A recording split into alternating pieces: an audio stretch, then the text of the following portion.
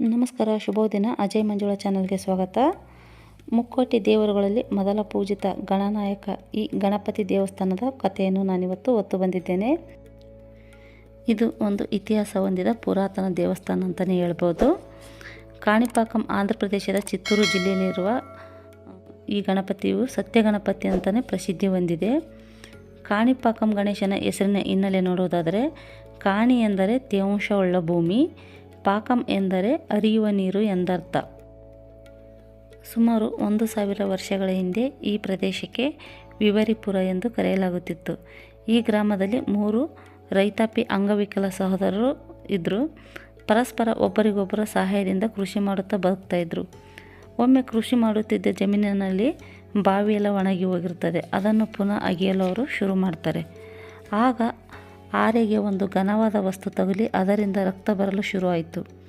ಬಾವಿಯಲ್ಲಿರುವ ನೀರೆಲ್ಲ ಕೆಂಪಾಗಿ ಹೋಗುತ್ತದೆ. ತಕ್ಷಣಕ್ಕೆ ಆ 3 ಜನ ಅಣ್ಣ ತಮ್ಮಂದಿರ ಅಂಗವೈಕಲ್ಯವೇ ಮಾಯವಾಗಿ ಹೋಗುತ್ತದೆ. ಈ ಸುದ್ದಿ ಊರಿನವರಿಗೆ ತಲುಪಿ ಬಾವಿಯಲ್ಲಿ ಇರುವುದು ಏನೆಂದು ನೋಡಿದಾಗ ಉದ್ಭವ ಗಣಪತಿ ಇರುವುದು ಕಂಡುಬರುತ್ತದೆ.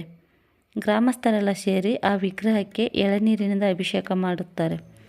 ಎಳನೀರಿನ ಅಭಿಷೇಕ ಕೋಡಿ ಹರಿದು ಕೃಷಿ ಭೂಮಿಯೆಲ್ಲ ಕಲ್ಯಾಣಿಗಳಾಗಿ ಮಾರ್ಪಡ್ತವೆ. ಈ ಘಟನೆಯಿಂದ ಈ ಪ್ರದೇಶಕ್ಕೆ ಮತ್ತೆ ಕಾಣಿಪಾಕಂ ಎಂದು ಕರೆಯಲು ಶುರು ಮಾಡ್ತಾರೆ. ವಿಗ್ರಹ ಸಿಕ್ಕ ಅದೇ ಬಾವಿಯ ಮೇಲೆ ಮೂರ್ತಿಯನ್ನು ಸ್ಥಾಪಿಸಿ ಅಂದಿನಿಂದ ಇಂದಿನವರೆಗೂ ಪೂಜಿಸುತ್ತಾ ಬಂದಿದ್ದಾರೆ.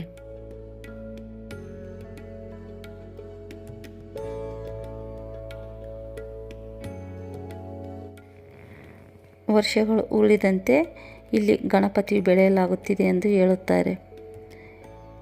ತಿರುಪತಿಯಿಂದ ಸುಮಾರು 70 ಕಿಲೋಮೀಟರ್ ಅಂತರದಲ್ಲಿ ಈ ದೇವಸ್ಥಾನವಿದ್ದು, ತಿರುಪತಿಗೆ ಹೋಗುವ ಮಾರ್ಗ ಮಧ್ಯೆ ನೀವು ಈ ದೇವಸ್ಥಾನವನ್ನು ಸಂದರ್ಶಿಸಬಹುದು.